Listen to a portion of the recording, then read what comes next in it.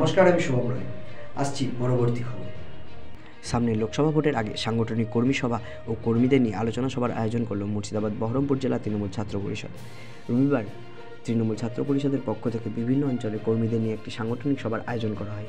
সেখানে বহরমপুর মুর্শিদাবাদ সাংগঠনিক জেলা সভাপতি সানশাইন জানান, সামনে লোকসভা ভোট, 3টে লোকসভা আসনে তৃণমূল কংগ্রেস জয়যুক্ত হবে। আমরা আশাবাদী, তৃণমূল কংগ্রেসকে জয়যুক্ত করতে আমরা খেলতে প্রস্তুত এবং দল যা নির্দেশ দেবে সেই অনুযায়ী আমরা কাজ করে যাব।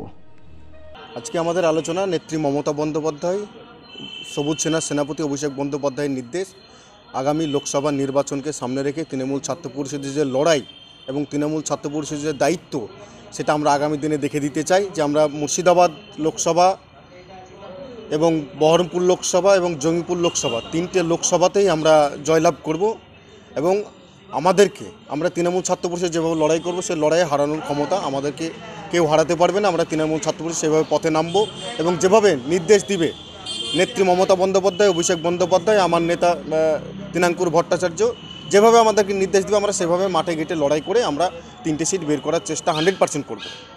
এই নিয়ে কি আজকে আলোচনা? এই নিয়ে আমাদের একটা প্রস্তুতি সভা আলোচনা চলছে।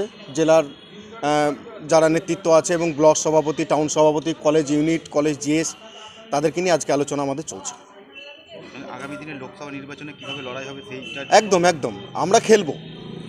সেই খেলাতে কী করে জিততে হয় সেটা তৃণমূল ছাত্র পরিষদ জানে এবং আপনারা দেখেছেন আমি বিগত দিনে কীভাবে কলেজে লড়াই করে কলেজ দখল করেছি, আপনারা সেটা দেখেছেন বা জানেন, আপনারা সাক্ষী আছেন। সেইভাবে আগামী দিনে তৃণমূল ছাত্র পরিষদ লড়াই করে কীভাবে লোকসভা বের করতে হয় সেটা তৃণমূল ছাত্র পরিষদ জানে এবং মাদার নেতৃত্ব আমাদেরকে হেল্প করবে।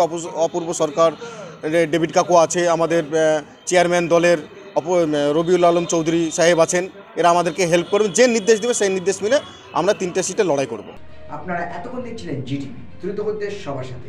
জিটিভির নতুন নতুন খবরে আপডেট পেতে এক্ষুনি লগ ইন করুন www.gtvlivenews.com।